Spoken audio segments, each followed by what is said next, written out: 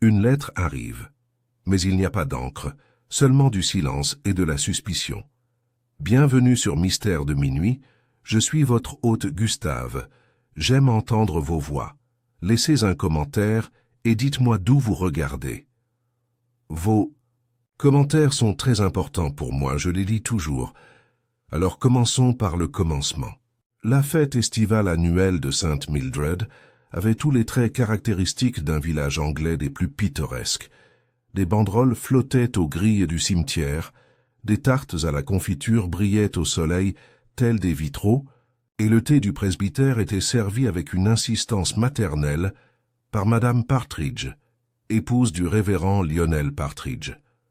Les enfants, vêtus de leurs plus beaux habits du dimanche, couraient partout, essayant de ne pas trébucher sur leurs lacets, ni de perturber le concours de génoises à la mélasse. C'était, comme Miss Marple le remarquerait plus tard, exactement le genre de jour où un meurtre semble le plus impensable, et donc plutôt probable qu'improbable. Elle était assise dans un modeste fauteuil en osier, à l'ombre d'un sycomore, une tasse de Darjeeling léger à la main et son tricot posé sur ses genoux. De ce coin tranquille, elle avait une vue imprenable sur le déroulement de la fête, le sourire gêné de la jeune Letty Birch, acceptant un prix de confiture qui n'était visiblement pas le sien. La légère grimace de Madame Culver, saluant sa belle-sœur. L'éclair de ressentiment dans les yeux du major Holloway, lorsqu'il perdit la tombola face à la petite Geraldine Smythe. Miss Marple voyait tout, notait tout. Ce n'étaient pas des ragots, même si les habitants de St. Mary Mead pouvaient le supposer. C'était de l'observation, pure et simple. La nature humaine, disait-elle toujours, était remarquablement constante. Les habitants d'un village, avec « le temps vous disait tout, mais pas comme ils le pensaient ». Mais ce n'est pas une tarte à la confiture ni un sourire forcé qui a commencé à troubler la paix cet après-midi-là. C'était une lettre. La lettre fut découverte par mademoiselle Angela Hargreaves, une grande femme anguleuse de 64 ans qui portait des turbans de velours aux couleurs vives et se disait terriblement moderne. Elle la trouva cachée, derrière les dos de livres de cantiques offerts au kiosque à livres, scellés dans une épaisse enveloppe de papier crème, mais curieusement vierge. Pas d'adresse, pas d'écriture, juste un poids particulier, comme si quelque chose à l'intérieur méritait son attention. « Eh bien, c'est étrange », dit-elle en le retournant entre ses longs doigts. Il a l'air tout à fait ordinaire, mais elle brisa le sceau et déplia la page jointe pour la découvrir également vierge. Pas d'encre, pas de signature, pas de message. Juste une légère empreinte là où il aurait dû y avoir une écriture, comme si un fantôme avait essayé de correspondre et avait abandonné. Miss Hargreaves rit d'un air hésitant. Une farce d'enfant, j'imagine. Elle le jeta sur le côté où il volta sous la table. Mais Miss Marple, qui avait observé tout l'échange sans paraître le remarquer, se leva discrètement et le ramassa lorsqu'Angela fut distraite par une occasion de flirter avec le célibataire de Brixham. Le papier était plus épais que la moyenne, de haute qualité, et les empreintes suggéraient une véritable écriture, destinée à être lue par quelqu'un qui savait trouver l'invisible. Plus tard dans la soirée, la fête se termina avec la fatigue habituelle de la limonade et des désaccords mineurs concernant le jugement des Génoises. Il était un peu plus de 20 heures lorsque le cri retentit du presbytère. Madame Partridge avait découvert le corps. Harold Simmons, notaire local et fiduciaire plutôt impopulaire de plusieurs successions, gisait affalé dans la roseraie jouxtant la serre du presbytère. Les yeux ouverts, il fixait avec surprise les plantes grimpantes au-dessus de lui. Il n'y avait ni sang, ni armes, ni traces de lutte. Seulement une légère odeur de pâte d'amande et une épine de rosier coincée dans sa manchette. Au matin, le village était inondé de théories. Miss Marple, cependant, retourna dans son salon, la lettre vierge soigneusement pliée dans son sac à main. Une lettre sans encre, songea-t-elle à son chat Bastion, suggère quelqu'un qui avait l'intention de communiquer quelque chose, mais qui craignait d'être compris. Elle reprit son tricot. Un léger cliquetis d'aiguille reprit. Et cela, cher Bastion, est presque toujours une chose très dangereuse. Le soleil se leva le lendemain de la fête avec une gaieté qui ne convenait absolument pas à la tragédie. La lumière du soleil se répandait sur les haies bien entretenues et les cottages groupés de St. Mary Mead, miroitant sur les théières et les pots de confiture comme si de rien n'était dans le jardin du presbytère. Mais quelque chose avait cela s'est produit, et les villageois, dans leur ensemble, avaient l'intention d'avoir leur avis à ce sujet. À la poste, Madame Larche, dont l'âge s'était stabilisé autour de 78 ans, était déjà plongée dans ses spéculations avant même que la bouilloire ne finisse de bouillir. « Trouvée dans la roseraie, vous imaginez ?» chuchota-t-elle à M. Pendleton qui livrait les courses hebdomadaires et qui avait un penchant connu pour les nouvelles tragiques. « Face visible, pas une marque sur lui. Du poison, je parie. Ou une de ces... comment ça s'appelle? Des fléchettes. Exotiques. » M. Pendleton haussa un sourcil dubitatif. « Je n'ai pas vu beaucoup de sarbacanes ces derniers temps, Madame Larche. »« Oh, ne soyez pas pédant. Ce sont toujours les plus discrets, croyez-moi. Je n'ai jamais fait confiance à cet homme. » Ce sentiment résonnait dans des tons variés à travers le village. À l'auberge du Cygne vert, où le service du petit déjeuner a été quelque peu retardé par l'excitation, la jeune Lily Quarles a donné son point de vue à tous ceux qui voulaient l'écouter. Eh bien, à mon avis, il avait probablement un problème cardiaque. Tout ce stress avec l'héritage de la vieille Miss Draper, tu te souviens? Elle est morte en avril et tout était donc suspect. « Suspecte ?» demanda M. Bartlett en se penchant. Elle avait 91 ans. « Oui, » dit Lily, avec insistance, mais elle n'a jamais aimé Harold Simmons. Et pourtant, il a fini par être son exécuteur testamentaire. Étrange, n'est-ce pas? Chez le boucher, M. Cleaver, qui porte bien son nom et qui est plutôt enthousiaste à propos du sujet, a raconté qu'il avait vu Simmons se disputer, assez violemment, avec quelqu'un 2 jours auparavant, près de la porte de l'église.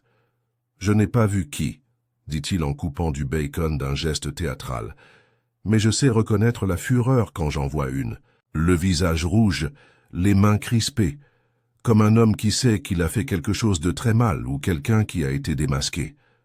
Pendant ce temps, le presbytère était en effervescence. L'inspecteur Cray, de la police du comté, était arrivé en voiture, l'air sombre et soupçonné d'excès de confiance. Il portait son chapeau légèrement penché en avant, comme si cela seul pouvait intimider une confession venue des sous-bois. Des causes naturelles, peut-être, annonça-t-il au révérend Partridge, visiblement encore sous le choc. Mais le coroner aura le dernier mot.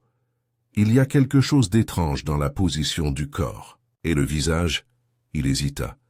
Étrangement paisible. Harold n'était pas un homme paisible, murmura le vicaire avant de rougir. Pardonnez-moi. C'est tout à fait compréhensible, monsieur. La mort révèle bien des vérités. Dans une pièce voisine, Miss Marple était assise avec Madame Partridge, qui était dans un état de chagrin et d'excitation alternée. « J'étais en train d'apporter la tarte aux pommes quand je l'ai vu, » dit-elle d'une voix aiguë et haletante. « Je croyais qu'il dormait. Imaginez, endormi dans les roses. Et puis j'ai vu sa main. Elle était si immobile. » Miss Marple hocha doucement la tête, les yeux baissés tandis qu'elle pliait ses gants sur ses genoux. « Dis-moi, mon cher, » dit-elle d'une voix douce et câline, « te souviens-tu de quelque chose d'inhabituel avant de le trouver? Des visiteurs, des... bruits ?» Madame Partridge cligna des yeux. « Eh bien non, même si tout à l'heure, j'ai entendu des voix s'élever près de la haie. J'ai cru que c'était le petit Holloway qui se disputait encore avec sa mère. Vous savez comment ils sont, mais je suppose que ça aurait pu être quelqu'un d'autre. » Miss Marple ne fit aucun commentaire. Des haussements de voix se produisaient presque toutes les heures, dans la plupart des villages, surtout lorsqu'il s'agissait d'héritage ou d'infidélité. Elle sirotait son thé. Dehors, la lettre que Miss Marple avait glissée dans son sac à main la veille était maintenant posée sur son bureau, à côté d'une loupe et d'un fin papier calque. Elle avait déjà pris un crayon à papier tendre et frotté légèrement la surface, révélant de légères empreintes, des lignes de texte soigneusement écrites, puis effacées ou jamais ancrées. Il a dit que si j'en parlais à quelqu'un, je le regretterais. Mais je dois le faire. Ce qu'il a fait est mal et quelqu'un doit le savoir. Il a dit que le testament avait été modifié. Il a dit que ce serait notre secret. Il n'y avait pas de signature, pas de nom pour le « il ». Mais la référence à un testament a retenu son attention. Testament modifié. Secret. Regret. Elle repensa à Miss Draper, riche, sans enfants et amoureuse de ses chats siamois. Elle avait légué une généreuse somme à l'Église et des sommes plus modestes à diverses œuvres caritatives. Mais Harold Simmons était devenu, contre toute attente, le principal exécuteur testamentaire, bien qu'il n'ait jamais été son avocat habituel. Miss Marple se leva et plaça la lettre dans une enveloppe propre. Ses mains, malgré leur âge, gesticulaient avec une efficacité tranquille. Il y avait déjà trop de rumeurs dans le village. Quelqu'un essaierait vite de rejeter la faute sur un domestique ou un jeune homme en difficulté, mais cela ne suffirait pas. Miss Marple savait que la vérité était rarement criante ou évidente. Il préférait se cacher dans le comportement humain. À la résidence Holloway, l'ambiance était tendue. Le major Holloway, ancien militaire au col raide et au sens strict des convenances, arpentait le salon tandis que son fils Peter était assis penché près de l'âtre. « Bon sang, Peter, tu ne dois pas parler l'heure de la lettre. S'il pose que la question, vous n'avez rien vu et c'est définitif. Je n'ai pas à lire. Si c'est ça qui t'inquiète, murmura Peter. C'était vide. Une blague stupide. Le major cessa de faire les 100 pas. Tu l'as ramassé? Il était posé près des livres. Je l'ai ouvert. J'ai cru que ça faisait partie de la fête. Le visage du major Holloway s'assombrit. Détruisez-le si vous l'avez. Il n'y a rien de bon à intervenir. Je ne l'ai pas, répondit Peter en plissant les yeux. Une vieille dame l'a pris. À midi, l'inspecteur Cray avait réduit sa liste de personnes d'intérêt à 3. Mademoiselle Angela Hargreaves, pour avoir été la première à trouver la lettre vierge, même si elle prétend maintenant qu'elle avait tout simplement disparu. Major Holloway, qui avait un différend financier, connu avec le défunt au sujet d'une fiducie de pension de veuve de guerre. Madame Edith Culver, dont la succession du défunt mari avait été retardée, certains disaient délibérément, par Simon pendant plus d'1 an. Aucun n'était sans motif. Aucun n'était sans opportunité. Mais aucun dans l'esprit de l'inspecteur ne semblait particulièrement intelligent. Il a été tué discrètement, sans résistance, déclara Cray ce soir-là. Cela suggère une planification, de la froideur, peut-être même du remords. Miss Marple, qui venait d'entrer dans la pièce avec une boîte de sablés, en offrit un à l'inspecteur. Des remords, oui, acquiesça-t-elle doucement. Et peut-être une dernière tentative pour se libérer du poids de l'âme. Il cligna des yeux. Pardon? Elle sourit doucement. Oh, je bavarde. Ne faites pas attention à moi. Mais Cray s'en souciait. Il la décrirait plus tard comme une vieille fille curieuse, qui avait tendance à en savoir plus qu'elle ne le devrait. Ce soir-là, Miss Marple rentra chez elle et trouva Bastion recroquevillé sur le tapis de son salon. Elle s'assit à côté de lui et ouvrit son journal. Elle n'y écrivit qu'une seule ligne. Quelqu'un a tenté d'avouer, mais il a choisi le mauvais moyen. Elle l'a souligné 2 fois. L'inspecteur Cray n'était pas homme à s'attarder dans l'ambiguïté plus longtemps qu'il ne le jugeait nécessaire. Selon lui, les théories devaient être élaborées rapidement, et les suspects identifiés avec une efficacité militaire. Dans le cas d'Harold Simmons, ce suspect s'est matérialisé avec une facilité presque suspecte. Le major Holloway déclara Cray au sergent Tupper, alors qu'ils se tenaient tous deux devant le presbytère, a des motivations, du tempérament et des opportunités. Il n'est pas non plus, si je puis dire, particulièrement doué pour dissimuler son dégoût. Tupper hocha la tête, quoique prudemment. Plusieurs personnes détestaient M. Simons, monsieur, y compris Madame Culver.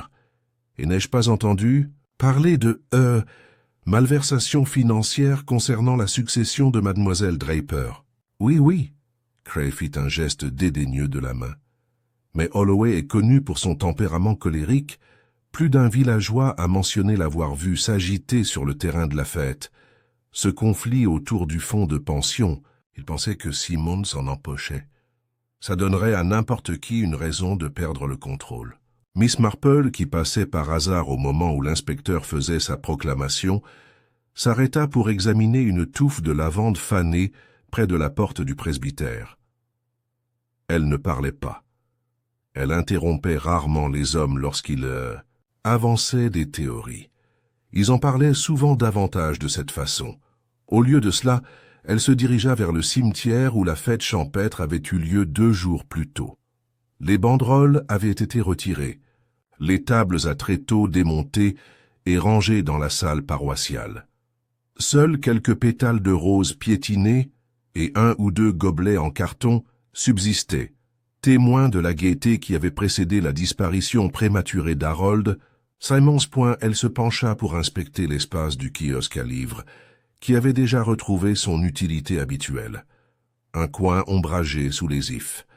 Le sol était ferme, mais quelques traces de pas éraflés subsistaient. L'une d'elles menait juste derrière la table à livres, là où la lettre était apparue pour la première fois. Elle nota mentalement la taille et la direction, puis retourna chez elle pour un déjeuner modeste de jambon froid et de chutney. De retour à la maison Holloway, la situation était devenue de plus en plus tendue. Le major Holloway, bien que clamant son innocence, se retrouvait sous une surveillance croissante, non seulement de la part de l'inspecteur Cray, mais aussi de son propre fils. « Tu t'es disputé avec lui », dit Peter Holloway en arpentant le salon. « On t'a entendu. »« Je me suis disputé avec beaucoup de gens, » répondit le major, la mâchoire serrée. « C'est ce qui arrive quand on essaie de faire les choses correctement. » Peter secoua la tête. « Tu m'as dit un jour que s'il mourait demain, tu considérerais cela comme une justice. »« Oui, eh bien, » murmura le major. On dit beaucoup de choses sous l'effet de la colère. Il y eut un long silence. Peter, affalé dans le fauteuil près du foyer, contemplait les cendres froides. « Tu ne l'as pas fait, » dit-il lentement, « mais tu caches quelque chose. » Le major se raidit. « Ne soyez pas ridicule.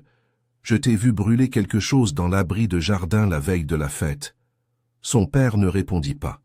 Au lieu de cela, il se tourna vers la fenêtre, le dos raide. Pierre se leva. « Si ce n'étaient que des lettres ou de vieux récits, pourquoi ne l'as-tu pas dit tout simplement ?» Toujours le silence. Pierre partit sans un mot de plus. Dans la sacristie de l'église, Madame Edith Culver était assise avec le vicaire, ses mains gantées tordant un mouchoir jusqu'à ce que la bordure en dentelle commence à s'effilocher. « Je sais ce qu'ils disent, » murmura-t-elle. « Que j'avais des raisons, et j'en avais, je suppose. Mais ce n'était pas vraiment une question d'argent. » Le révérend Partridge la regarda avec douceur. « Alors de quoi s'agissait-il, Edith ?» Elle hésita. Monsieur Simmons, savait quelque chose, sur Charles, mon défunt mari. Quelque chose qui aurait pu ruiner sa réputation. Je pense qu'il voulait s'en servir. Je pense qu'il me le faisait croire. » Partridge se pencha en avant. « Mais l'as-tu affronté? L'as-tu menacé? »« Non, » s'écria-t-elle. « Seulement, une seule fois, je lui ai demandé de me laisser tranquille, de laisser le passé derrière moi. » Partridge hocha la tête. « Ça ne te rend pas coupable. »« Non, » murmura-t-elle, « mais ça ne me rend pas innocente non plus. » Tandis que l'inspecteur s'accrochait au major Holloway comme suspect le plus probable, Mademoiselle Marple se rendit à la bibliothèque du village. Elle y discuta avec Mademoiselle Bramley, la bibliothécaire, une femme nerveuse, portant de grosses lunettes et ayant tendance à chuchoter même inutilement. « Mademoiselle Draper » répéta Mademoiselle Bramley. « Oh oui, elle venait souvent ici, toujours polie. Elle adorait les romans policiers. A-t-elle jamais parlé de son testament? Demanda Miss Marple d'un ton léger. Son testament? La bibliothécaire cligna des yeux.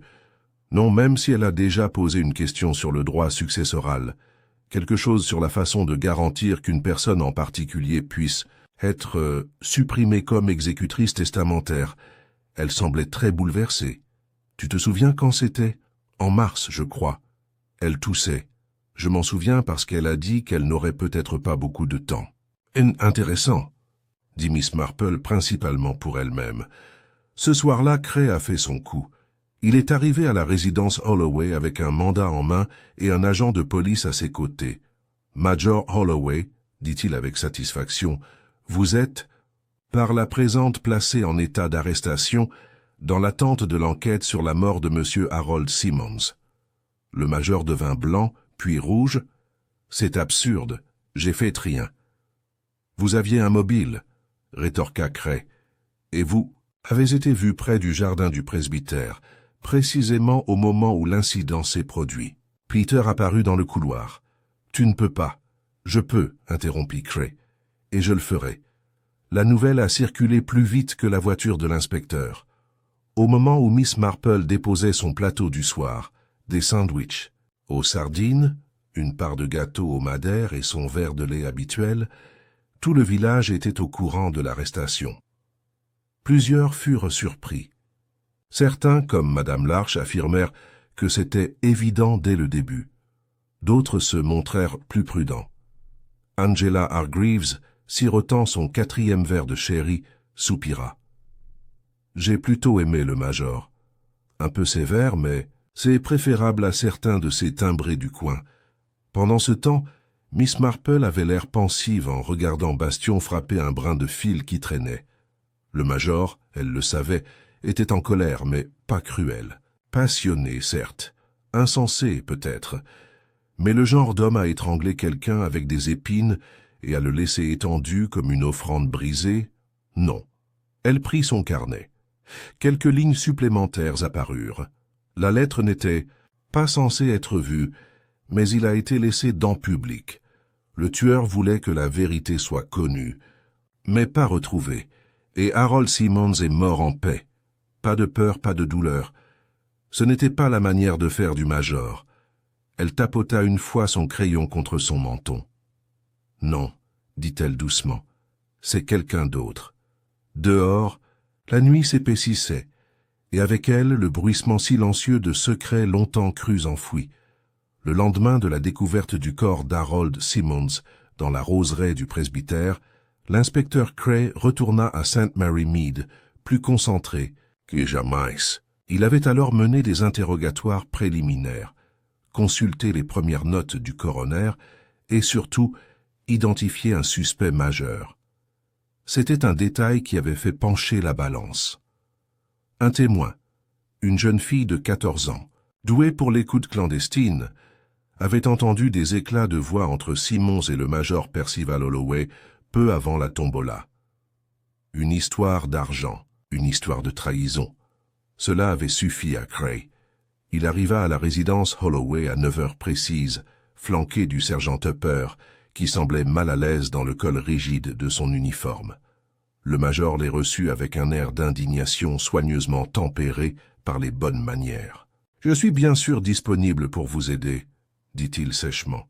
« Même si je dois avouer que votre intérêt pour moi me laisse perplexe. »« Pas du tout intrigant, monsieur, » répondit Cray. « On vous a entendu menacer le défunt l'après-midi précédant son décès.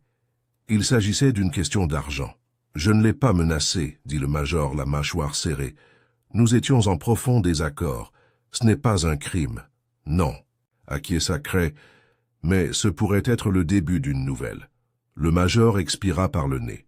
« Inspecteur, j'ai servi dans l'armée pendant 30 ans. Je comprends la discipline.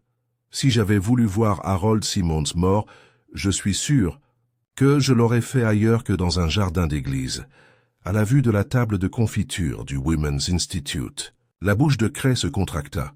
« Quoi qu'il en soit, monsieur, je devrais quand même vous dire où vous étiez le soir de la fête, entre 7 et 9 heures. » Le major marqua une pause. « J'étais dans mon bureau. Mon fils est rentré vers 7h30. Il peut en témoigner. Nous lui parlerons. L'inspecteur prit note. Et cette dispute avec M. Simmons, elle concernait la caisse de retraite des veuves de guerre, n'est-ce pas? C'est oui, rétorqua le major.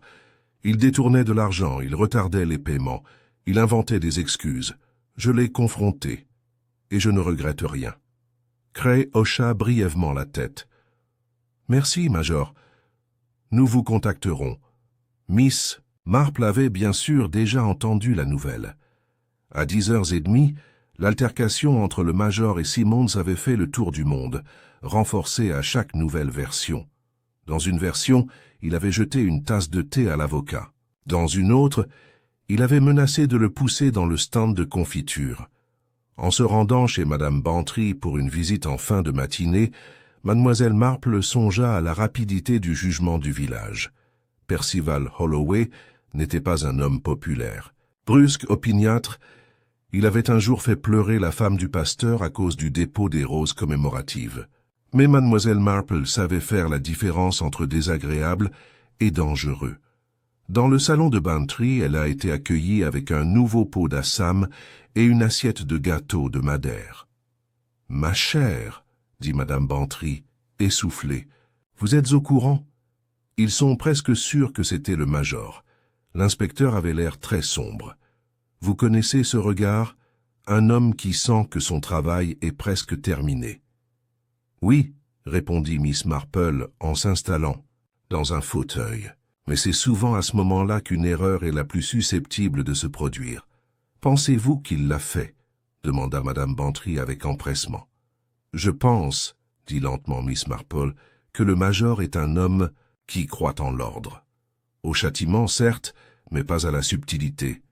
L'empoisonnement, ou quoi que ce soit d'autre, cela ne lui conviendrait pas.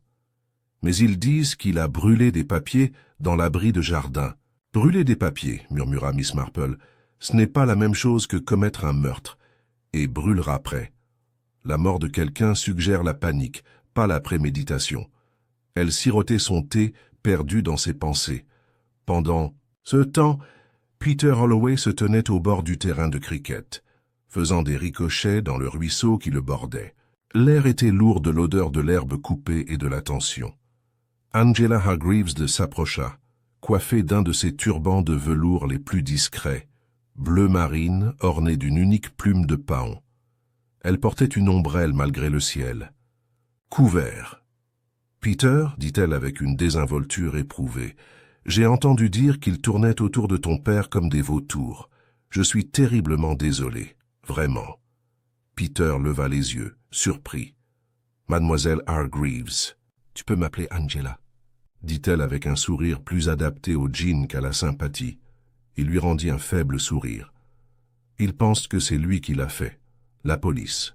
« Et qu'est-ce que toi penses ?» Peter hésita. « Je ne sais pas. Enfin, il était en colère, vraiment en colère. Mais je ne pense pas qu'il tuerait quelqu'un pour ça. » Angela rit doucement. « Chérie, les gens ont tué pour moi. Mais ça ne veut pas dire qu'il a fait, tu sais. J'ai vu Simmons près du portail du cimetière après la fête. Il était avec Edith Culver. Et elle avait l'air pâle, terrifiée presque. » Peter fronça les sourcils. Elle a dit qu'elle lui avait à peine adressé la parole. Le sourire d'Angela s'éclaira. Vraiment, l'entretien de l'inspecteur Cray avec Madame Culver fut court et insatisfaisant. « J'étais rentrée à 8h, dit-elle d'un ton neutre. Tu peux demander à ma gouvernante. J'ai pris un sherry et je me suis couchée avec un roman. Mais on vous a vu parler à M. Simmons après la tombola. » Les yeux de Madame Culver se plissèrent. Nous avons échangé quelques mots, rien de plus. Concernant la succession de votre mari, concernant la confidentialité, inspecteur. Si c'est tout, j'ai une robe de deuil à vous fournir. Alors que Cray partait, Miss Marple le croisa dans la ruelle. Elle n'a pas peur de toi, dit-elle doucement. Cray fronça les sourcils. Elle devrait l'être. Non, dit Miss Marple en regardant le rideau de la fenêtre de Madame Culver, se refermer. Mais Eliste, j'ai peur de quelque chose. Ce soir-là, le rapport provisoire du coroner arriva. Aucun signe de traumatisme, aucune blessure externe. mais une légère trace d'amande amère dans la laine, un signe compatible avec la présence de cyanure, bien que la concentration fût inhabituellement faible. La cause du décès, arrêt cardiaque aigu, probablement d'origine chimique. Ce n'était pas grand-chose, mais c'était suffisant. Cray a tenu une conférence de presse dans la salle des fêtes, entouré du sergent Tupper et de plusieurs agents qui s'efforçaient de ne pas paraître ennuyés. Des journalistes du Hampshire Gazette, il a pris des notes pendant qu'il s'adressait à la salle. « Nous traitons la mort de M. Simmons comme un homicide », a annoncé Cray. « Nous avons une liste d'individus en cours d'examen et suivons toutes les pistes. »« Et la lettre ?» demanda un journaliste. « Celle vierge trouvée à la fête ?» Les lèvres de Cray se pincèrent. La lettre semble être une farce ou un accident. Elle n'a aucun rapport avec l'enquête. Miss Marple, assise au fond, ne réagit pas. Mais ses yeux restèrent fixés sur Cray pendant un long moment. Elle repensa à la lettre, à ses légères empreintes, à son caractère secret. Ce n'est pas une farce, un avertissement, une conscience, et peut-être des excuses. De retour dans son salon, elle étala son tricot. Mais son esprit était ailleurs. Elle pensait au Major Holloway, plein de fureur vertueuse, mais manquant de subtilité. De Madame Culver, pâle et méfiante, cachant quelque chose. D'Angela Hargreaves, qui a trouvé la lettre mais n'a montré aucun intérêt pour son contenu. Et de Pierre, la seule personne qui avait parlé honnêtement, même si c'était avec prudence, de ce qu'il avait vu. Elle tapota son stylo contre son bloc-notes. Aucun signe de lutte, un poison léger, un visage paisible. Pas de vengeance, pas de peur, culpabilité. Puis elle a souligné un seul mot. C'était un jeudi matin calme à St. Mary Mead, de ceux qui n'incitaient à aucune urgence. La postière astiquait le comptoir. Envers pour la troisième fois, l'air sentait légèrement le chèvrefeuille, et même les moineaux semblaient bavarder à voix basse. Mais pour Miss Marple, la tranquillité était souvent le calme trompeur qui précède une révélation. Elle était assise à son bureau, la lettre vierge, à nouveau dépliée devant elle, ses empreintes fantomatiques, faibles mais tenaces. Elle l'avait étudiée à maintes reprises, non seulement l'écriture, mais aussi l'enveloppe, les plis, la texture du papier. Quelque chose en elle avait commencé à l'attirer, non pas à la manière d'un message clair, mais comme un fil laissé à nu dans un vêtement soigneusement coupé. Subtil, presque invisible, mais capable de tout défaire s'il était tiré juste, comme il faut. L'indice, réalisa-t-elle, ne résidait pas seulement dans le contenu de la lettre, point 10, mais dans ce qu'il était. Ce n'était pas un article de papeterie ordinaire. Elle le présenta à nouveau à la lumière. Le papier était épais, d'une qualité très particulière, filigrané d'un blason. Pas les fournitures de bureau habituelles d'un notaire ou d'une ménagère de petite ville. Non, ce papier portait un subtil emblème sur la tranche, un lion stylisé de profil. Elle fronça les sourcils. C'était familier. Son souvenir lui revint. À un enterrement en mars, où des condoléances étaient arrivées dans des enveloppes également gaufrées. Oui, les funérailles de Mademoiselle Draper. L'une des lettres de condoléances les plus élégantes provenait de Archer et Blunt, un cabinet d'avocats londoniens avec une clientèle plutôt aristocratique. Le testament de Mademoiselle Draper avait, curieusement, été traité localement. Mais elle avait des relations à Londres, et quelqu'un ayant accès à ce genre de documents avait voulu écrire quelque chose qui ne pouvait être vu, et peut-être quelque chose qui ne pouvait pas être retracé. Miss Marple plia soigneusement la lettre, la remit dans son enveloppe, et se prépara pour un bref voyage à Much Benham, où étaient conservées les archives régionales et les registres de succession. Pendant ce temps, l'inspecteur Cray continuait d'avancer sa théorie favorite, même si des failles commençaient à apparaître. Le major Holloway, bien qu'irritable et sur la défensive, avait refusé toute assistance juridique et répondu aux questions avec une franchise surprenante. Aucun poison n'avait été trouvé dans ses locaux, Aucune trace de cyanure, aucune bouteille suspecte et rien dans son abri de jardin à l'exception d'une pile de journaux jaunis et de 2 chaises de jardin cassées. Tout de même, insista Cray auprès du sergent Tupper, un mobile, un tempérament et une opportunité. Je n'aime pas les coïncidences. Non, monsieur, répondit Tupper loyalement, mais le jeune sergent commençait à s'interroger. Peter Holloway l'était aussi. Il avait pris l'habitude de parcourir le village en longues boucles, se demandant si son silence aidait son père ou ne faisait que prolonger l'inévitable. Et puis, ce matin-là, il s'arrêta brusquement au coin de la rue, près du cottage de Miss Marple, attiré par un curieux spectacle à sa fenêtre.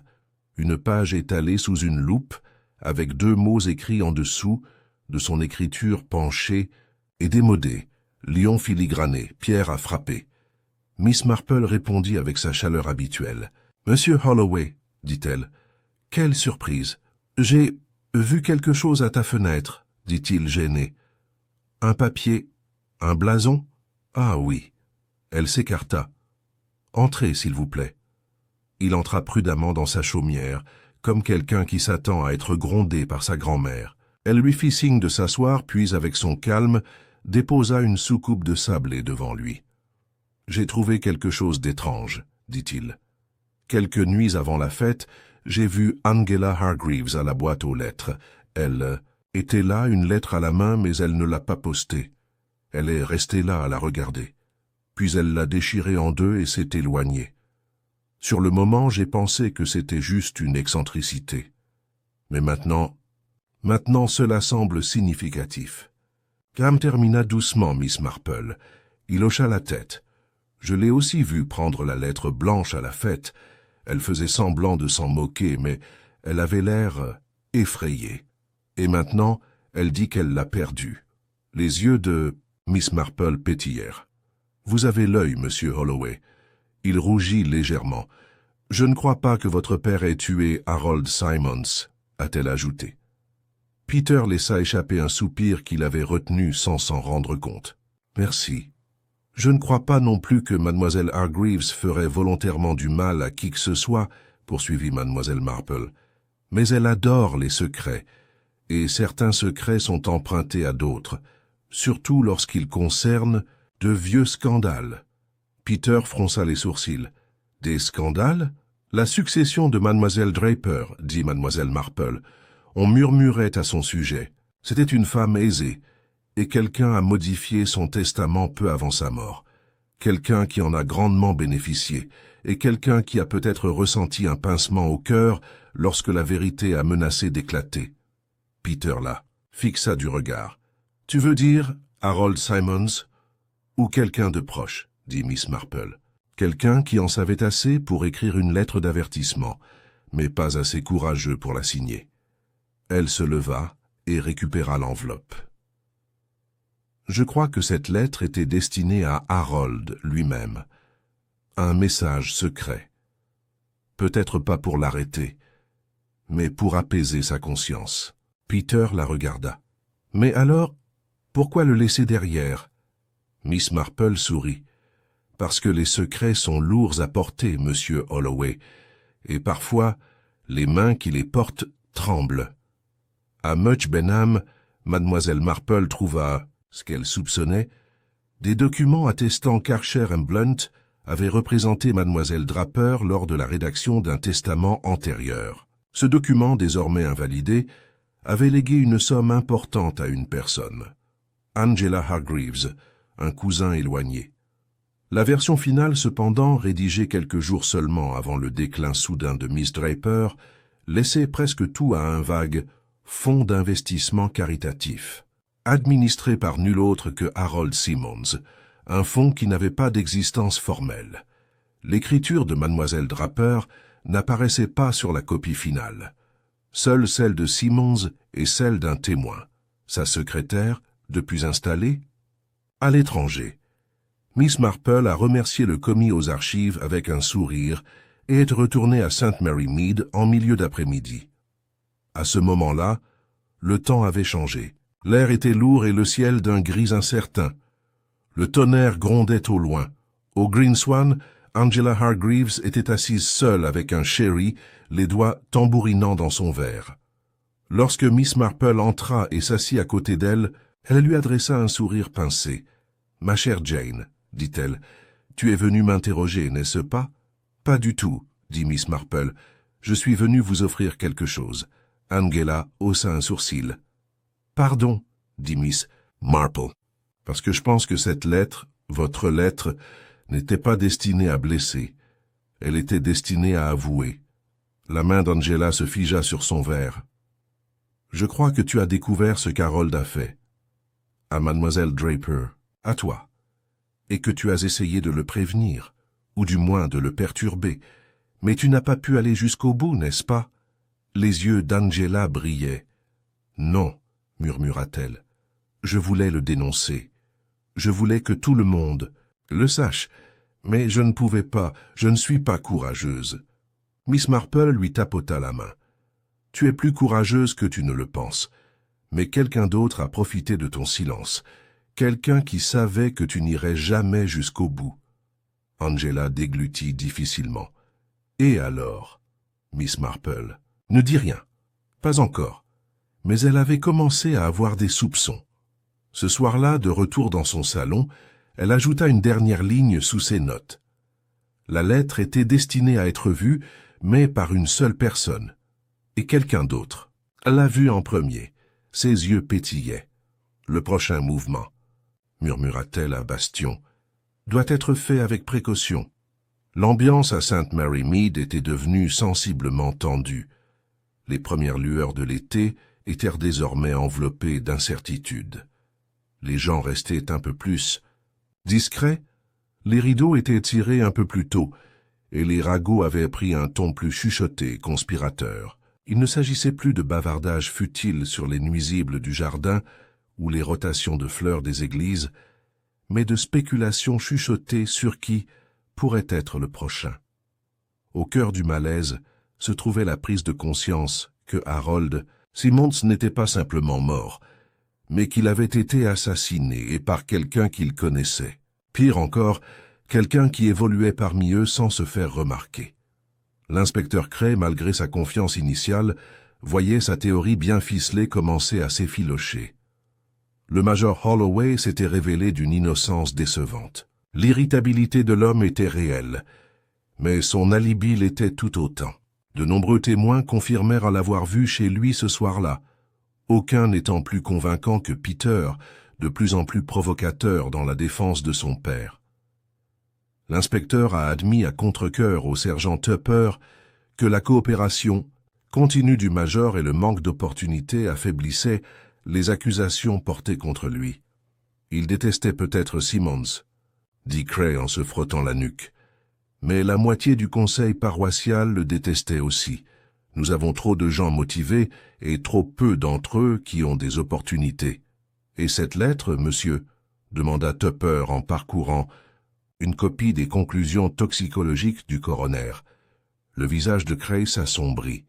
Je me mangerais les pieds si cette lettre n'était pas un avertissement de quelqu'un de l'intérieur. Mais tant qu'on ne saura pas qui l'a écrite... Tupper s'éclaircit la gorge. Miss Marple a peut-être des idées, monsieur. Cray grogna. Cette femme a des idées, surtout. La plupart d'entre eux impliquent des biscuits et de la fourrure, de chatte. Mais même lui n'était pas convaincu par ses propres moqueries. Jane Marple avait à plusieurs reprises résolu des énigmes qui avaient déconcerté des hommes portant des épaulettes et des titres officiels. Miss Marple, quant à elle, rassemblait des éléments plus complexes que la culpabilité ou l'innocence.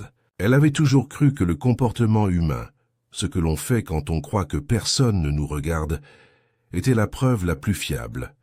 Et récemment, plusieurs comportements curieux méritaient d'être soulignés.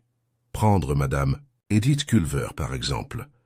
Miss Marple la trouva, comme elle le faisait souvent, à l'église Sainte Mildred, en train de disposer des fleurs avec plus d'agressivité que de révérence. « Vous avez placé les lys trop près les uns des autres, ma chère, » dit doucement Miss Marple. Madame Culver leva brusquement les yeux. « Est-ce important ?»« Oh, pas du tout, » dit Miss Marple d'une voix douce. « À moins, bien sûr, qu'on se soucie de l'apparence. Edith hésita, puis reprit sa tâche avec une précision forcée. « Tu voulais quelque chose, Jane? Je suis venu vous demander quelque chose dont je me souvenais, » dit Miss Marple d'une voix décontractée. « En mars, juste avant la mort de Miss Draper, je vous ai vu quitter sa maison tard un soir.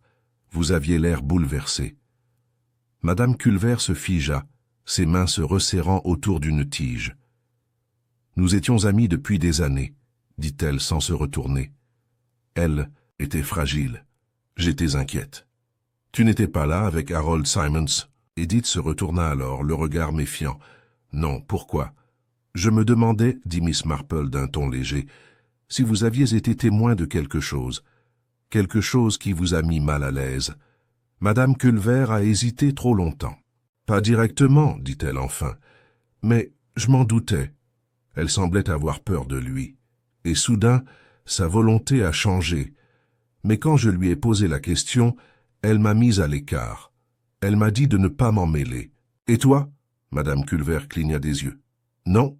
Miss Marple hocha la tête. « Dommage. » Elle la laissa là, seule avec les lys, blancs et funèbres.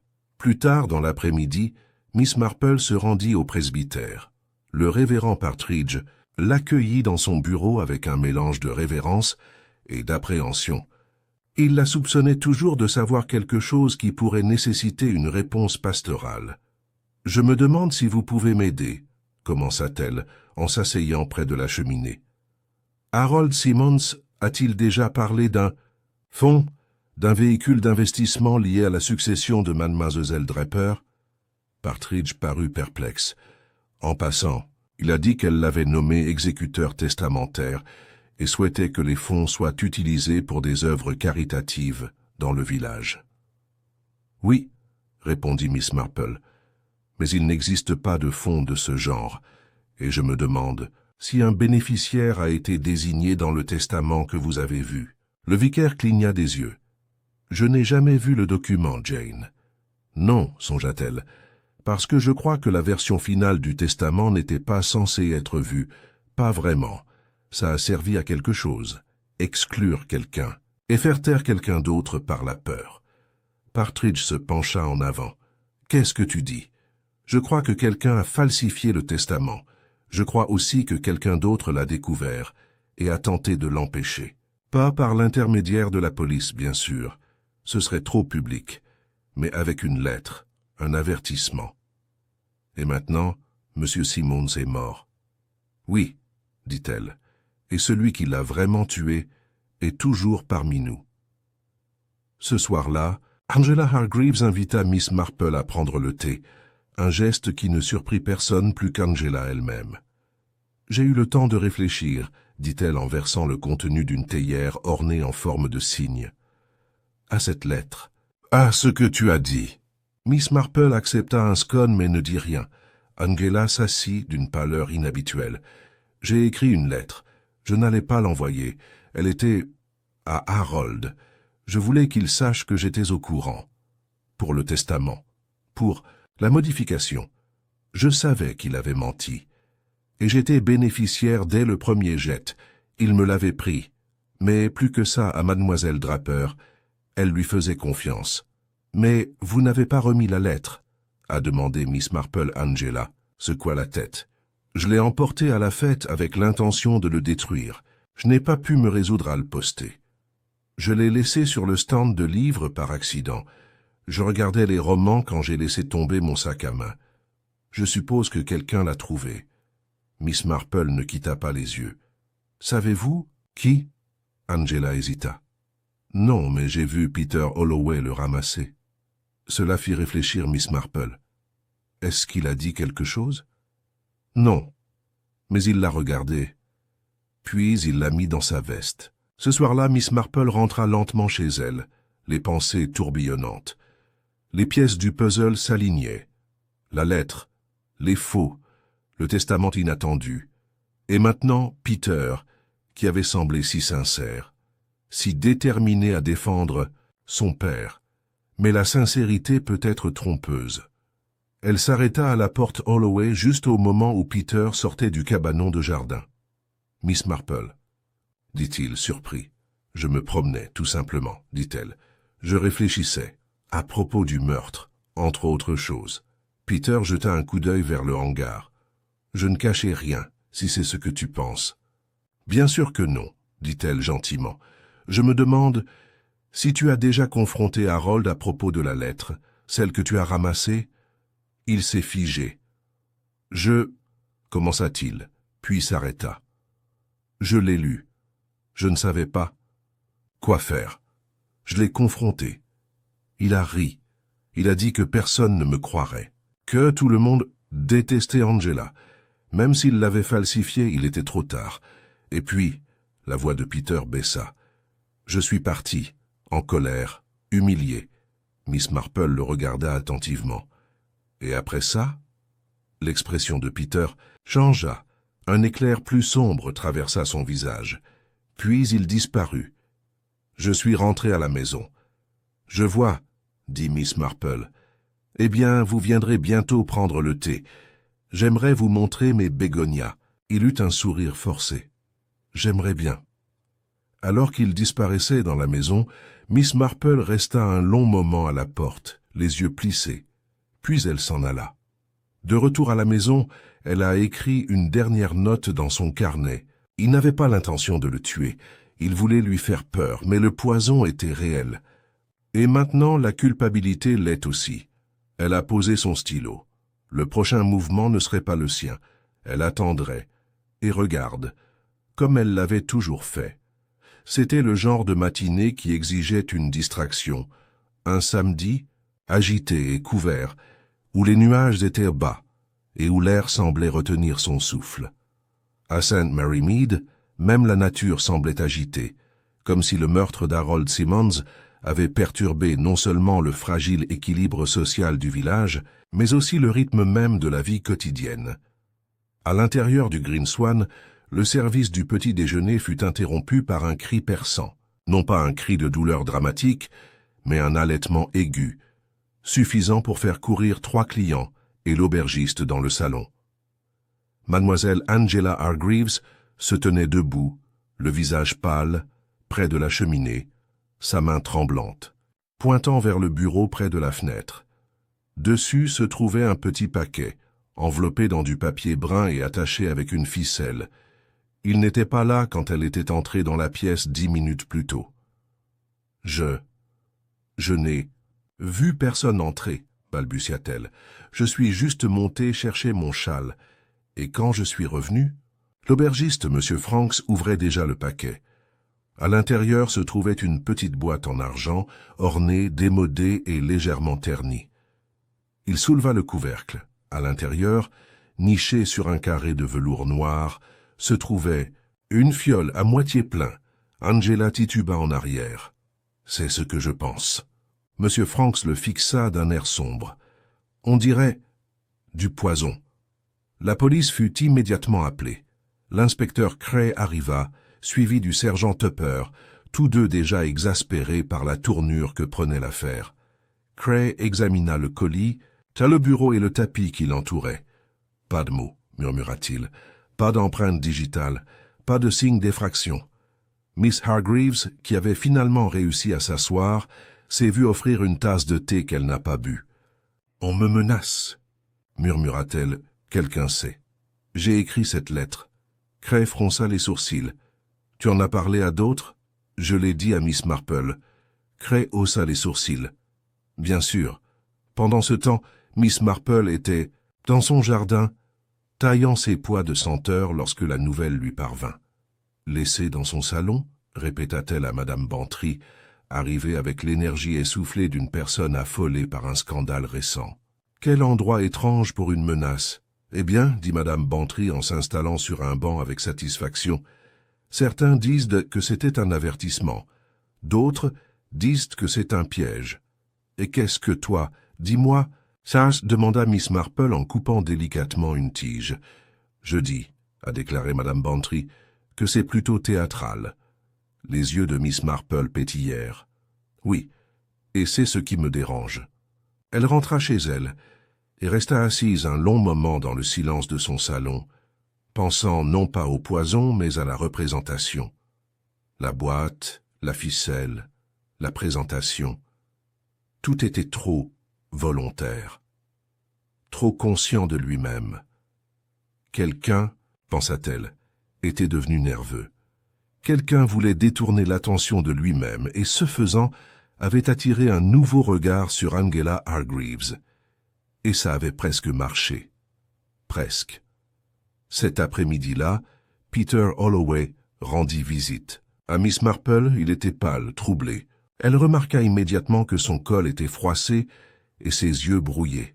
« Je voulais te demander quelque chose », dit-il en refusant le thé. « Tu crois qu'Angela est en danger ?»« Je crois qu'elle a peur, » répondit Miss Marple. « Et je crois que quelqu'un a voulu qu'elle le soit. » Pierre s'assit lourdement. « Je pense que je sais peut-être qui a laissé cette boîte, » dit-il après une pause. Miss Marple ne dit rien. Elle laissa le silence se prolonger doucement.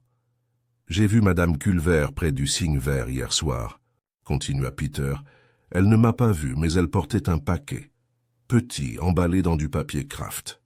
On aurait dit... » Il s'est interrompu. « Peter, » dit doucement Miss Marple, « il est important que tu parles clairement. » Il hocha la tête. Elle semblait de la même taille et de la même forme. Je n'y ai pas prêté attention sur le moment. Elle se dirigeait vers la ruelle, pas vers l'entrée principale. Miss Marple croisa les mains sur ses genoux. Est-ce qu'elle est entrée à l'intérieur? Je ne sais pas, je ne l'ai pas suivie. Non, bien sûr que non. Miss Marple partit peu après, se dirigeant à pied vers la résidence. Culver. Elle fut accueillie à la porte non pas par Edith, mais par sa gouvernante, une femme soignée nommée Marcy, qui observa Miss Marple avec une curiosité non dissimulée. « J'ai bien peur que Madame Culver se repose, » dit Marcy en bloquant légèrement la porte. « Je ne resterai pas longtemps, » dit Miss Marple. « Je voulais juste rendre un mouchoir. Elle l'a laissé à l'église. » Marcy hésita, puis ouvrit suffisamment la porte pour la laisser entrer. « Madame. » Culver était dans le salon, les yeux fermés, un linge humide sur le front. Elle leva les yeux avec surprise à l'entrée de Miss Marple.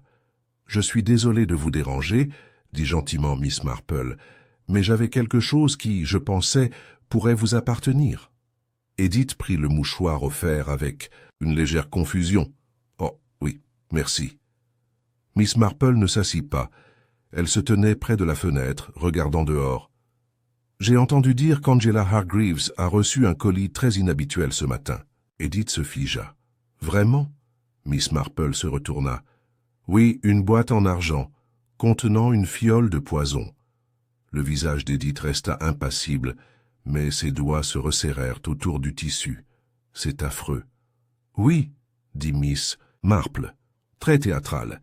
« C'est ce qui le rend intéressant. Voyez-vous, le meurtre est rarement une affaire de théâtre. Mais la peur, elle, peut l'être. La peur pousse les gens à faire des choses très élaborées. » Edith resta silencieuse. Miss Marple s'approcha. « Je me demande, ma chère, pourquoi tu étais près du cygne vert la nuit dernière. » La question restait en suspens. « Je marchais, » dit enfin Edith. « Ça m'aide à dormir. » « Et le colis ?» Edith la regarda. Et puis, pendant un instant, quelque chose de brut traversa son visage. La culpabilité, ou la douleur, ou peut-être les deux. « Ce n'était pas du poison, » dit-elle. « C'était juste une bouteille vide, quelque chose pour l'effrayer. »« Pourquoi ?» Edith baissa les yeux vers ses mains. « Parce qu'elle a tout gâché. » Angela, elle était destinée à hériter, dit doucement Edith. Mademoiselle Draper l'adorait. Le premier testament lui donnait presque tout. Mais ensuite, Harold. Il a piégé Mademoiselle Draper. Il l'a manipulée. Savoir, il l'a fait. Et Angela, elle l'a découvert. Mais elle n'est pas allée voir la police. Elle est restée figée. Elle a laissé faire. La voix de Miss Marple était douce. « Tu étais en colère. »« J'étais furieux, » dit Edith, les yeux humides. Et maintenant elle a envie de pleurer, de trembler, et de faire comme si elle était innocente. Je voulais seulement qu'elle ressente la peur qu'elle a laissée aux autres. Miss Marple tendit la main et lui prit la main. « C'était imprudent, Edith. Mais je comprends. Edith détourna le regard. Je n'ai pas tué Harold, je n'aurais pas su comment. Je te crois. Ce soir-là, l'inspecteur Cray rendit visite à Miss Marple. Il avait l'air harcelé. « J'ai parlé à Madame Culver, dit-il sans préambule. Elle a avoué l'accouchement, mais elle maintient n'avoir rien à voir avec le meurtre. »« Je la crois, » dit Miss Marple. Cray renifla. « Bien sûr que oui. Y a-t-il n'importe qui tout soupçonne ?» Miss Marple sourit. « Oh oui, mais ils ne sont pas prêts à se dévoiler. »« Pas tout à fait. » Cray parut sceptique. « Et tu vas attendre ?»« Oui, » dit-elle, une lueur curieuse dans les yeux. « Parce que la vérité, c'est comme la crème, inspecteur. Elle monte toujours. » Cette nuit-là, une deuxième révélation eut lieu. Le sergent Tupper, chargé d'examiner à nouveau les dossiers du bureau d'Harold Simmons, tomba sur un tiroir verrouillé, jusque-là oublié. En l'ouvrant, il révéla un registre, non pas financier, mais personnel. Notes sur divers villageois, commentaires, scandales, documents de chantage, et sur une page, PH. J'ai trouvé la lettre, trop curieux pour son propre bien. S'il parle, tout s'écroule. Il faut s'en occuper rapidement. PH, Pierre Holloway, Tupper. Regarda fixement. Il appela immédiatement l'inspecteur. De retour à la maison, Miss Marple était assise devant sa cheminée, Bastion recroquevillé sur ses genoux. Elle relut ses notes. Le nouveau rebondissement, le colis à l'auberge, avait presque fonctionné. Presque. Mais le grand livre, cela a tout changé. Pour la première fois, la menace avait un nom. La découverte du registre secret d'Harold Simmons eut un retentissement, bien plus grand dans le village que toute annonce officielle. Le lendemain matin, son contenu, bien que techniquement confidentiel, était discuté au petit déjeuner entre toast et gorgée de thé léger. Cela confirma ce que beaucoup soupçonnaient. Harold n'avait pas simplement été détesté, il avait été craint. Des dizaines de noms étaient listés. Chaque entrée était brève mais brutale. Une dette par-ci, une liaison par-là, une trahison notée en sténographie d'avocat. Certaines entrées étaient si énigmatiques qu'elles confinaient à la poésie. Il a pris ce qui n'était pas. À lui. Il croit l'avoir enterré. Mais la terre s'en souvient. La femme du vicaire en sait plus qu'elle ne le laisse paraître. La peur se lit dans ses yeux, mais pas pour Dieu. Mais aucune n'a suscité autant de malaise que la phrase « Concernant Peter Holloway, PH, j'ai trouvé la lettre, trop curieux pour son propre bien. S'il parle, tout s'écroule. Il faut s'en occuper rapidement. » L'inspecteur Cray, confronté à une nouvelle complication, convoqua Peter pour l'interroger. Le jeune homme vint de bon cœur, mais pâle, son visage serein laissait entrevoir les premières fissures. Cray le pressa. Avait-il déjà vu le registre? Savait-il que Simmons enregistrait des informations confidentielles? « Non, » dit Peter d'une voix rauque. « Je jure que non. Votre nom y figure. Je trouvais la lettre, » admit Peter. « Je l'ai lue. J'ai confronté Simmons. » Que s'est-il passé lors de cette confrontation? La mâchoire de Peter se serra. Il a ri. Il a dit qu'il me ruinerait. Il a dit qu'il déformerait l'histoire et la ferait passer pour « je ». J'ai falsifié la lettre. Cray l'observa attentivement. Et ensuite, je suis parti. C'est la vérité. Cray ne l'accusa pas encore. Mais le village, toujours avide de tourner la page, avait déjà commencé à se méfier de Peter. Et Miss Marple, qui avait observé la tempête monter avec son calme habituel, décida qu'il était temps de tester sa dernière théorie. Elle invita Peter à prendre le thé le lendemain, choisissant pour l'occasion le salon, son cadre le plus discret. Tout y était réfléchi, le doux tic-tac de l'horloge, l'odeur du cirage au citron, le petit plateau de scones à la cerise qu'il aimait tant. Peter arriva, l'air prudent. Il accepta son invitation avec un léger sourire et s'installa dans le fauteuil près de la fenêtre, la regardant servir le thé. « Je voulais vous parler, » dit-elle, loin des questions plutôt directes de l'inspecteur. Il sourit faiblement. « Tu ne penses pas que je l'ai fait, n'est-ce pas ?» Miss Marple lui tendit une tasse de thé, mais ne répondit pas immédiatement. Elle prit une petite enveloppe et en sortit un morceau enveloppé dans du papier calque. Elle le posa sur la table entre eux. C'était la lettre, l'original, vierge, à l'exception des empreintes révélées par les frottis au crayon. « Je crois que cette lettre vous a effrayé, » dit-elle doucement, « et je crois qu'elle a effrayé Harold Simons aussi. Pierre n'y a pas touché. Tu pensais qu'il serait démasqué, poursuivit-elle, que la vérité éclaterait. Mais quelle vérité exactement? Il changea de position. Qu'il a falsifié le testament. Oui, dit-elle, mais c'est plus profond, n'est-ce pas? Parce que je crois que tu as trouvé autre chose dans son bureau, n'est-ce pas? Pas seulement la lettre, quelque chose qui a tout aggravé. Pierre resta immobile. Miss Marple se pencha légèrement en avant.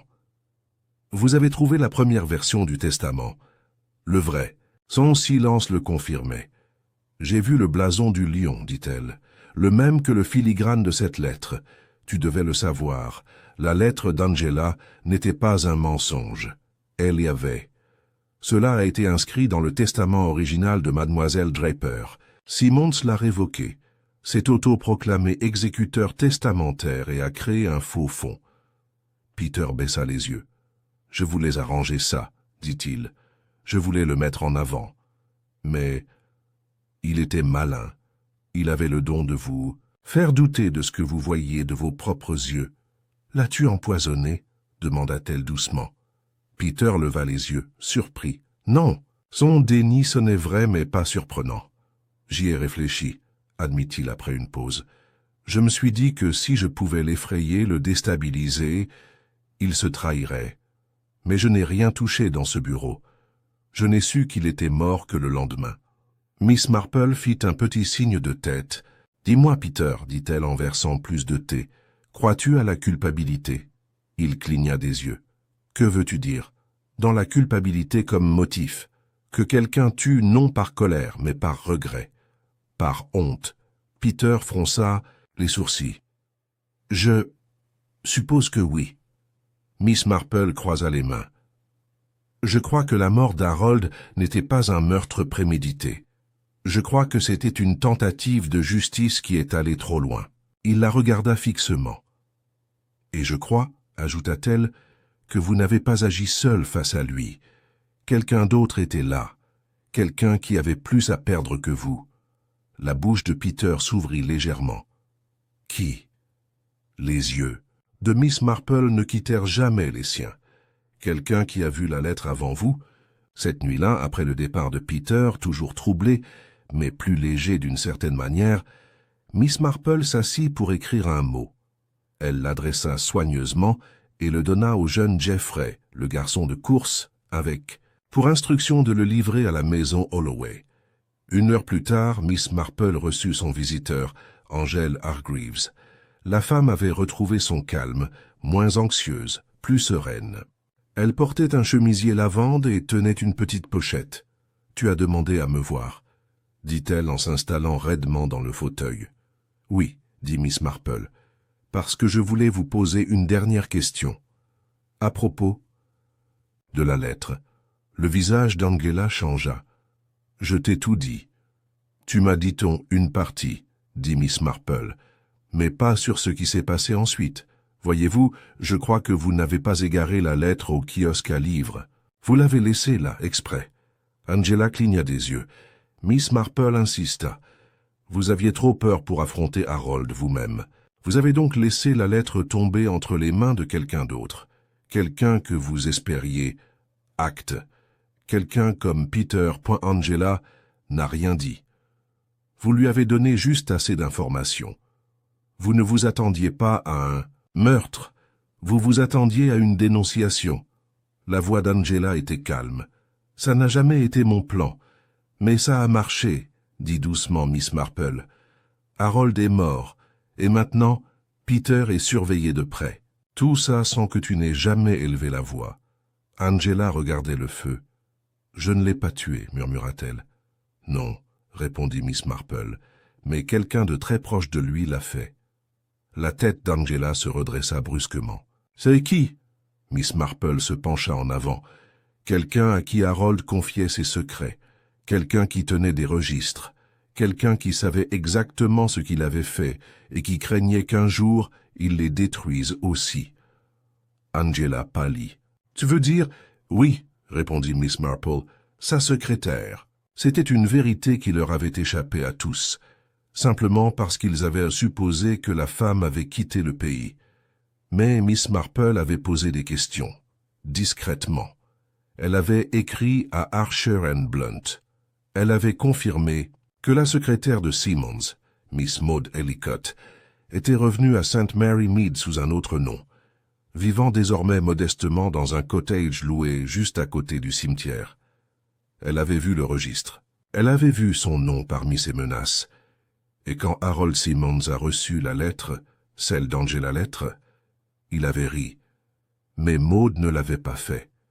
Elle avait glissé quelques gouttes de cyanure dans son cordial du soir, puisé dans l'ancienne réserve de pharmacie de son père. Elle l'avait regardé mourir en paix, le croyant sain et sauf, et elle avait enterré sa peur avec lui. Jusqu'à maintenant. Miss Marple regarda le feu, Bastion ronronnant doucement à côté d'elle. L'épreuve était terminée.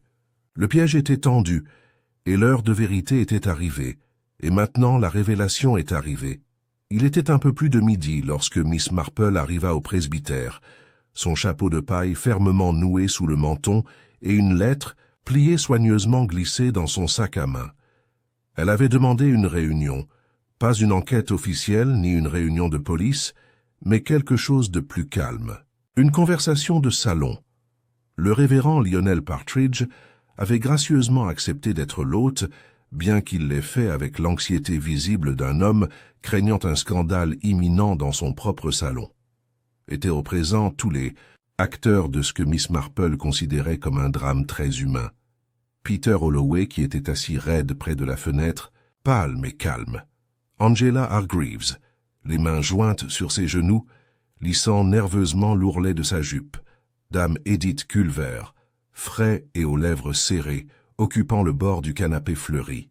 Inspecteur Cray et sergent Tupper, debout près, de la cheminée, visiblement déconcertés par l'invitation peu orthodoxe. Et enfin mademoiselle Maud Ellicott, ancienne secrétaire d'Harold Simmons, présentée à la plupart comme Madame Ellen Drake, son nom d'emprunt à son retour à St. Mary Mead. Elle était assise tranquillement, guindée, l'expression indéchiffrable. Miss Marple attendit que le vicaire ait servi le thé et quitté la pièce. C'est seulement alors qu'elle commença. « Merci à tous d'être venus », dit-elle d'un ton léger et agréable, comme si elle s'adressait à la société de jardinage. « Je vous ai fait venir parce que je crois que nous sommes tous prêts à entendre la vérité sur la mort d'Harold Simmons, et surtout sur les choix qui y ont conduit. » L'inspecteur Cray s'éclaircit la gorge. « Mademoiselle Marple, si c'est une autre théorie. »« Oh non, inspecteur, c'est une conclusion. » Tindus. Elle tourna doucement son regard vers Angela. « Commençons par la lettre. Une feuille blanche laissée parmi les recueils de cantiques à la fête. Mais elle n'était pas blanche, n'est-ce pas? Pas entièrement. Elle portait l'empreinte floue à de mots écrits avec peur. Un avertissement, une confession. » Angela détourna le regard. « C'est vous qui avez écrit cette lettre, » dit gentiment Miss Marple. « Vous soupçonniez Harold Simmons d'avoir manipulé Miss Draper, qu'il avait modifié son testament. Vous étiez le bénéficiaire prévu dans la version originale, et soudain vous ne l'étiez plus. » Angela hocha la tête, d'une voix à peine plus forte qu'un murmure. « Je ne savais pas quoi faire. » « Alors vous avez écrit une lettre, non pas à la police, mais à Harold lui-même, espérant qu'il céderait, ou du moins qu'il craindrait d'être découvert. » Miss Marple se tourna légèrement. « Mais vous ne l'avez pas posté, vous l'avez laissé. Que ce soit par accident ou intentionnellement, vous avez permis à quelqu'un d'autre de le trouver. » Peter Holloway bougea sur son siège. « Peter a lu la lettre, » poursuivit-elle, « et contrairement à Angela, il a agi. Il a confronté Harold. Mais Harold, en homme qu'il était, a utilisé l'honnêteté de Peter contre lui. Il a menacé, de le blâmer lui pour l'avoir forgé. La voix de Peter se brisa. « Je n'ai rien fait. Je le voulais, mais je ne l'ai pas fait. Je sais, dit doucement Miss Marple. Et tu n'étais pas seule ce jour-là. » Elle s'arrêta, laissant le silence s'installer. Il y avait une autre personne dans le bureau, quelqu'un qui avait travaillé pour Harold, quelqu'un qui en avait trop vu et qui avait des raisons d'avoir peur. Elle se tourna enfin vers la femme assise tranquillement près du fond. Madame Drake, ou plutôt Mademoiselle Maud Ellicott. Vous avez été la secrétaire d'Harold pendant 5 ans, n'est-ce pas? Maud Ellicott ne répondit pas. Son dos était droit, son expression parfaitement impassible. Vous avez vu les faux. Vous avez tapé les brouillons. Et lorsque le testament de Mademoiselle Draper a été modifié, c'est votre signature qui est apparue sous celle d'Harold. J'ai eu confirmation auprès du cabinet londonien. Maud cligna des yeux. On t'avait promis quelque chose, dit doucement Miss Marple. Une part, ou une protection. Mais Harold n'a pas tenu cette promesse. Au lieu de cela, il a pris des notes, un registre, avec tous tes secrets dedans. Finalement, Maud prit la parole.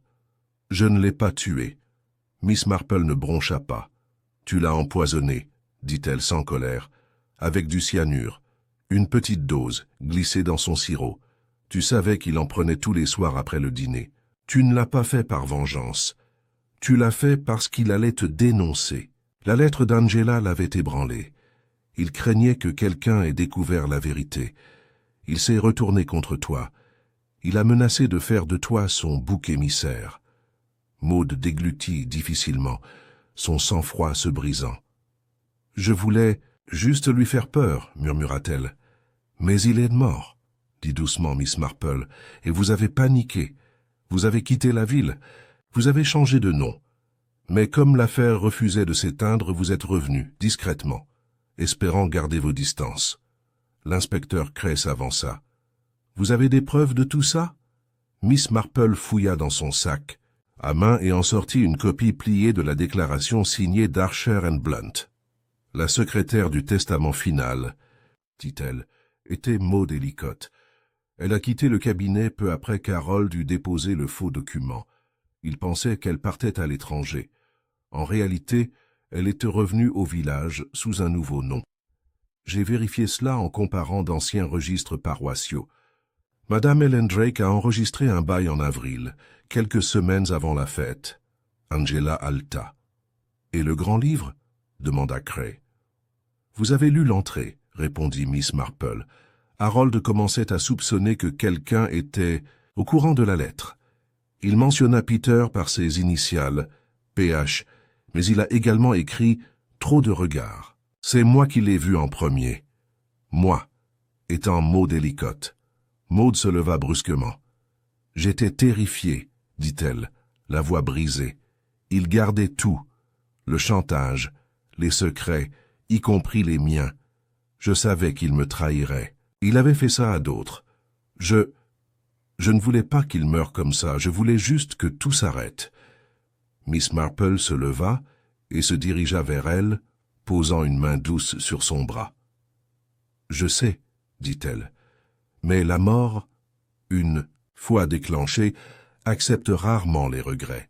L'inspecteur Cray fit signe au sergent Tupper, qui s'avança discrètement pour escorter Maud. Elle n'opposa aucune résistance. La pièce est restée silencieuse après son départ.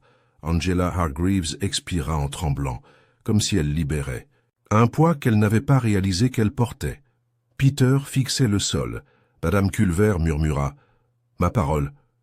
Miss Marple s'assit à nouveau et reprit sa tasse de thé, bien que le thé soit depuis longtemps froid. « Les secrets, » dit-elle doucement, « peuvent engendrer le malheur, surtout lorsqu'ils sont enfouis dans des registres et laissés à fermenter. » L'inspecteur Cray hocha la tête, quelque peu hébété. « Je ne regarderai plus jamais un classeur de la même façon. » Plus tard dans l'après-midi, alors que les derniers nuages se dissipaient et que le soleil d'été revenait sur le village, Miss Marple rentra lentement chez elle, par les ruelles sinueuses de St. Mary Mead. Les roses du presbytère avaient recommencé à fleurir, rouges, audacieuse, provocante. Dans son chalet, Bastion s'étirait paresseusement sur le rebord de la fenêtre, la saluant d'un léger gazouillis. Elle s'installa dans son fauteuil et attrapa son tricot, mais s'arrêta avant de le ramasser. C'était toujours pareil, pensa-t-elle au final. Des gens ordinaires, mus par la peur, l'orgueil, la culpabilité ou le chagrin. La tragédie d'Harold Simmons ne résidait pas dans sa mort, mais dans la façon dont sa vie avait bouleversé son entourage. Elle commença à tricoter, le doux cliquetis des aiguilles étant un rythme réconfortant. Dans le silence, elle se murmura « La justice, je pense, est mieux servie dans des tasses de thé tranquilles et dans la patience de voir ce que les autres ne voient pas. » Le retour à la normale dans St. Mary Mead comme toujours, le spectacle s'est déroulé sans grande annonce, mais avec une routine des plus simples. Le linge était à nouveau étendu sur les fils, les volets ouverts à 20 heures, l'arôme des rôtis du dimanche flottait dans les ruelles étroites. Mais pour ceux qui avaient vu un homme mourir et un tueur démasqué, quelque chose avait changé. Le pique-nique annuel de l'église reprit la semaine suivante, avec toutefois moins de sandwichs, aux concombres, et une absence notable de mademoiselle Angela Hargreaves, partie à Bournemouth pour un peu d'air marin réparateur. Son départ avait suscité une vague de spéculation, qu'il s'agisse de culpabilité, de honte ou de la prise de conscience croissante que les secrets, même s'ils ne sont pas des crimes, ont un prix. Madame Edith Culver avait rejoint la rotation, des fleurs à St. Mildred, mais elle travaillait désormais en silence, refusant de commenter rien. Il ne s'agissait pas de chrysanthème. Certains disaient qu'elle était devenue plus froide, d'autres plus douce. Miss Marple ne dit rien du tout. Peter Holloway, de son côté, avait accepté un poste dans un cabinet d'avocat à Much Benham. Le déménagement fut rapide et décisif. Un nouveau départ, disait le major, et personne n'osait le contredire, surtout pas les villageois, qui convenaient discrètement qu'il avait été épargné par une fin bien pire. Et quant à mademoiselle Maud Ellicott, ou madame Ellen Drake, son arrestation avait ébranlé la paroisse plus que la mort d'Harold Simons, car que signifiait, murmurait-il, qu'une telle femme ait vécu parmi eux, échangé des plaisanteries chez l'épicier et élevé des chats. Son procès était prévu pour l'automne, et bien qu'elle ait déjà avoué, le ministère public s'apprêtait à plaider la préméditation. Mademoiselle Marple, interrogée par l'inspecteur Cray pour savoir si elle témoignerait, acquiesça légèrement. « Je ne crois pas qu'elle ait voulu le tuer, dit-elle, mais elle savait ce qu'elle faisait, et surtout, elle savait qu'elle ne serait jamais soupçonnée. » Cray se gratta la tête. « Parce qu'elle a disparu ?»« Non, » répondit Miss Marple, « parce qu'elle avait l'air de quelqu'un d'insignifiant. Par un chaud mardi matin, alors que le scandale ne fait plus la une des journaux et que les chrysanthèmes sont en pleine floraison, Miss Marple a reçu une lettre. C'était écrit à la main sur du papier épais et crème, sans filigrane cette fois, et la signature était indubitablement Peter Holloway.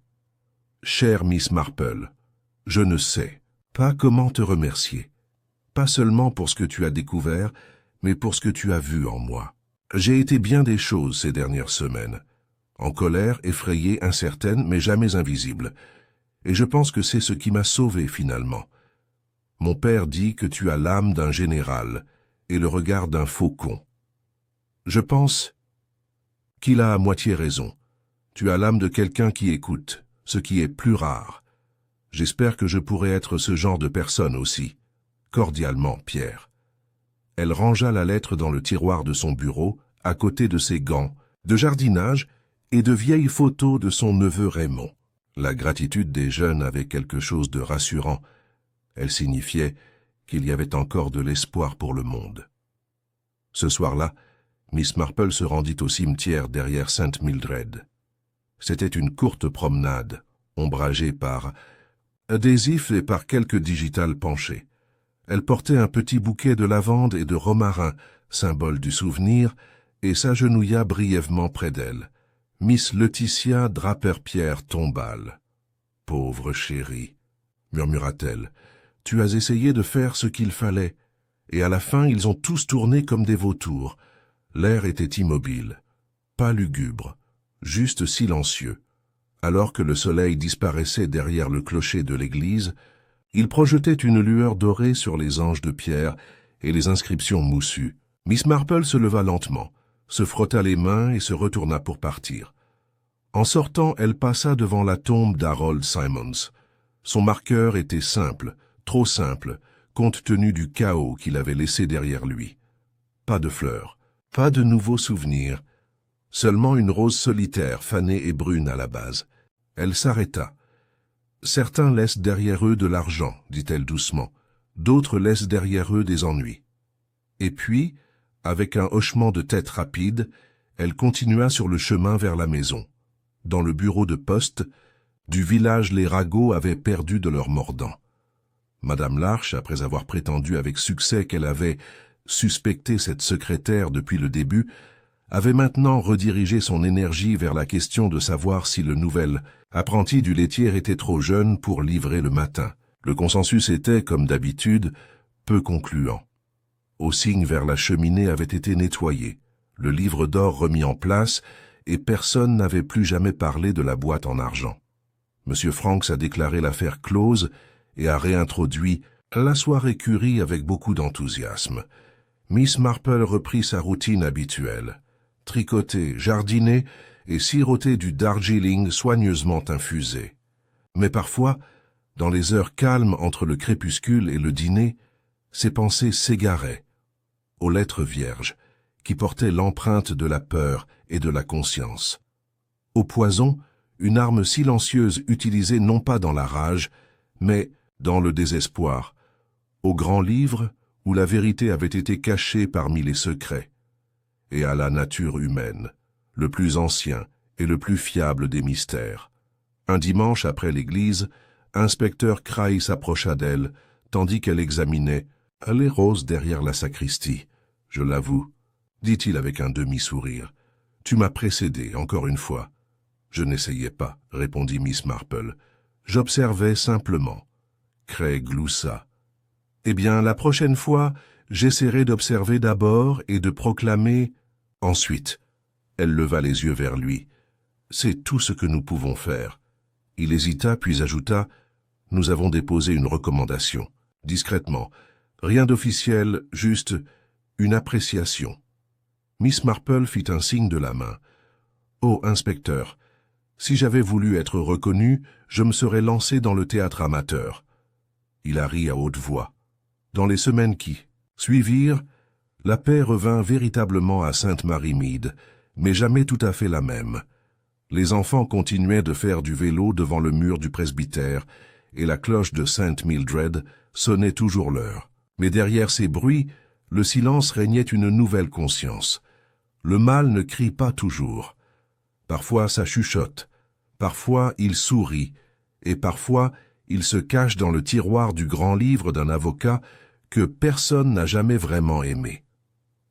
Cet automne-là, alors que les derniers dahlias se fanaient, Miss Marple se tenait devant sa cheminée, une lettre à la main de son neveu Raymond.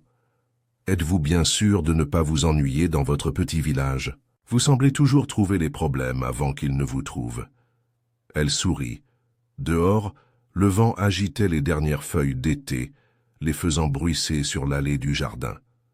Bastion bondit sur le rebord, la queue battante. « Non, » dit-elle à voix haute, répondant à la question de Raymond. « Je ne m'ennuie jamais, seulement, de temps en temps, on me le rappelle. » Elle a repris son tricot, un point, puis un autre, et ainsi le monde continua. C'était fin octobre.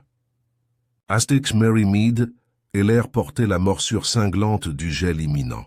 Les roses du jardin de Miss Marple avaient commencé à faner, laissant place à des fleurs plus résistantes, lavande, chrysanthème et les derniers soucis résistants. Dans son salon, le feu crépitait doucement, projetant une chaude lueur, ambrée sur l'espace bien rangé. Un carré de dentelle fraîche reposait sur la table d'appoint, à côté d'une tasse de thé fraîche. Bastion somnolait sur le tapis de l'âtre, indifférente au crépitement des bûches et au doux murmure de la radio en arrière-plan. Miss Marple était assise avec son tricot, même si les aiguilles étaient momentanément immobiles. Elle ne pensait ni au patron ni à la laine. Elle pensait à justice, pas celle prononcée par les tribunaux, même si elle avait sa place, plutôt celle qui passait souvent inaperçue, la justice rendue lorsque vérité a été restaurée et mensongeusons, étaient clairement vus pour ce qu'ils étaient. Le procès de Maud Ellicott s'était terminé en septembre aux assises de Winchester. Ses aveux étayés par le témoignage circonspect de mademoiselle Marple et les preuves accablantes contenues dans le testament falsifié et le registre secret avaient laissé peu de place au débat. Le jury a rendu un verdict de homicide involontaire, pas un meurtre, une différence petite mais significative. Il fut convenu qu'elle n'avait pas agi par malveillance, mais par peur et sous la contrainte. Elle fut condamnée à 10 ans de prison. Mademoiselle Marple n'avait pas assisté à l'audience, bien qu'elle ait reçu une lettre manuscrite de Maud peu après. Je ne me serais jamais cru capable d'une telle chose. Mais peut-être le sommes-nous tous. En fin de compte, lorsque nos vies sont rendues suffisamment petites par la cruauté de quelqu'un d'autre. Tu as vu ça. Merci de m'avoir reçu cordialement. Maud et Miss Marple l'avaient plié dans son journal à côté de la copie de la lettre vierge d'Angela Hargreaves, la lettre qui avait presque disparu dans les fissures d'une table de fête, et avec elle la vérité. Angela était revenue au village début octobre, bronzée et amaigrie. Elle arriva au cottage de Miss Marple avec une bouteille de coin et un sourire gêné. « Je suppose que tout le monde en parle encore, » dit-elle, les yeux se posant sur la cheminée. « Pas grand-chose, » répondit gentiment Miss Marple. « Les villages ont une bonne mémoire, mais une capacité d'attention limitée. » Angela rit, surprise. « Je me demande ce qui serait arrivé si j'avais parlé plus tôt, » dit-elle après un silence. « Si j'avais eu le courage d'accuser Harold directement. Peut-être que rien de tout cela ne serait arrivé. » Miss Marple, remuant son thé, répondit sans hésitation. « Peut-être. Mais le courage se présente sous de nombreuses formes, ma chère. Et parfois, il arrive tard, comme un invité après le dîner. Cela ne le rend pas importun pour autant. » Angela cligna des yeux, puis sourit faiblement. « C'est une façon très Miss Marple de le dire. » Miss Marple haussa légèrement les épaules. « On fait ce qu'on peut. » Et ainsi le village s'est installé la fête, revint l'été suivant avec plus de rubans que d'habitude, comme pour compenser l'été précédent. La femme du vicaire reprit l'organisation du calendrier floral et l'orgue de l'église reçut les réparations tant attendues. Peter Holloway, ayant prospéré dans son nouveau poste à Much Benham, revenait de temps en temps rendre visite à son père et, plus discrètement, demander conseil à la femme qui avait autrefois sauvé sa réputation et peut-être sa vie. Il avait rapporté avec lui des nouvelles de ses études de droit, inspirées en partie par ce qu'il avait vu pendant l'enquête. La vraie justice ne consiste pas à crier le plus fort, a-t-il dit un jour, mais à écouter le plus longtemps possible. Miss Marple sourit. Il avait retenu la bonne leçon. Par une fraîche soirée, Miss Marple était assise sur le banc du jardin devant son cottage, une couverture sur les genoux, et Bastion blotti à ses pieds. L'air sentait la lavande fanée et la terre propre, et retournée. Elle ferma les yeux et pensa non pas à Maud, ni à Angela, ni même au pauvre Harold Simmons, mais à Miss Draper. Laetitia Draper, qui souhaitait laisser un héritage significatif, avait été transformée en instrument au service des ambitions d'autrui. Finalement, il a fallu 3 femmes, l'une courageuse, l'autre effrayée et l'autre tenace, pour découvrir la vérité. C'était une sorte de justice que chérissait Miss Marple, silencieux, inaperçu, mais réel. Avant d'entrer, elle cueillit un brin de romarin dans la jardinière près de sa porte et le glissa dans la poche de son manteau, pour le souvenir. Puis, après avoir jeté un dernier coup d'œil au ciel qui s'assombrissait et aux premières étoiles qui apparaissaient, elle retourna à l'intérieur pour tricoter, prendre son thé et se réconforter en sachant que, même dans les endroits les plus paisibles, la vérité, comme la lavande, finira toujours par s'élever.